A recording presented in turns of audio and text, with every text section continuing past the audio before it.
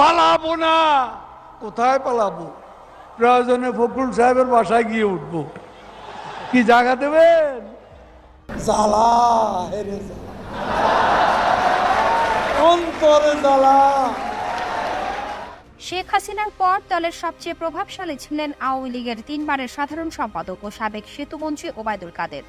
মামলার ভয় ও নানা রোগে আক্রান্ত হয়ে রাজনৈতিক প্রভাব হারানোর পাশাপাশি আত্মগোপনে যেতে বাধ্য হয়েছেন তিনি। বিভিন্ন সূত্রমতে জানা যায়, আওয়ামী লীগের অনেক নেতা দেশের বাইরে চলে গেলেও ওবায়দুল কাদেরকে সীমান্ত পার করার দায়িত্ব নেননি কেউ। দেশের সীমান্তবর্তী এলাকায় কারো বাড়িতে গোপনে আশ্রয় নিয়েছেন বলে জানা গেছে। তবে ঠিক কোথায় আছেন সে খবর জানতে পারেনি কেউ। একাধিক সূত্রে জানা গেছে, কঠিন এই সময়ে দলের নেতাকর্মী এমনকি পরিবার স্বজনরাও তার পাশে নেই। দীর্ঘদিন যারা ওবায়দুল কাদেরকে প্রটোকল দিয়ে ও তোষামত করে সুবিধা নিয়েছেন, তারাও ওবায়দুল কাদেরের দুঃসময়ে কাছে নেই।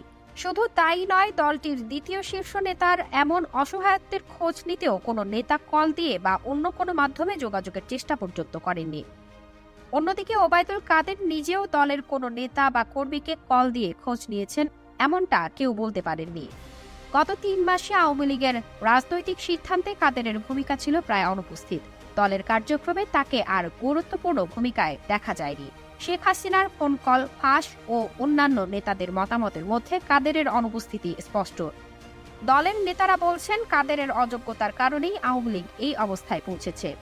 ছাত্র জনতার আন্দোলন মোকাবিলা করা ছিল কাদেরের জন্য বড় চ্যালেঞ্জ, যা তিনি সামাল দিতে ব্যর্থ হন। দলকে ঐক্যবদ্ধ করতে গিয়ে উল্টো দ্বিধা বিভক্তির তৈরি হয়। বিভিন্ন বৈঠকে নেতাকর্মীদের মধ্যে তর্ক বিতর্ক, এমনকি সংঘর্ষের মতো ঘটনাও ঘটে। গত 31 আগস্ট কাদের ছাত্রলীগের সাবেক নেতাদের ডাকেন, তবে মতামত না নিয়ে ব্রিফিং করলে নেতারা তার উপর চড়াও হন, এমনকি ভুয়া বলে তেড়ে আসার ঘটনাও ঘটে। এই পরিস্থিতিতে কাদেরকে নিরাপত্তা দিয়ে গাড়িতে ওঠানো হয়। এরপর তাকে আর দলের ব্রিফিংয়ে অংশ নিতে দেখা যায়নি। ওবায়দুল কাদের পুলিশের ভয় থেকে নয়, দলের নেতাকর্মীর ভয়ই মূলত আত্মগোপনে আছেন। তিনি আশঙ্কা করছেন, প্রকাশ্যে আসলে দলের নেতাকর্মীদের হাতে হেনস্থার শিকার হতে পারেন। কাদেরের রাজনৈতিক পরিণতি তার রাজনৈতিক জীবন ও ক্ষমতার অবস্থানকে প্রশ্নবিদ্ধ করেছে। দলের নেতাদের অনাস্থা ও সমালোচনা তাকে আরও একা করে তুলেছে, যা তার বর্তমান আত্মগোপনের মূল কারণ।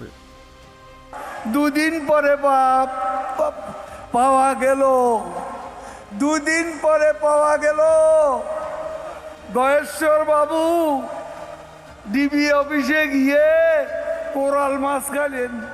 ভালো।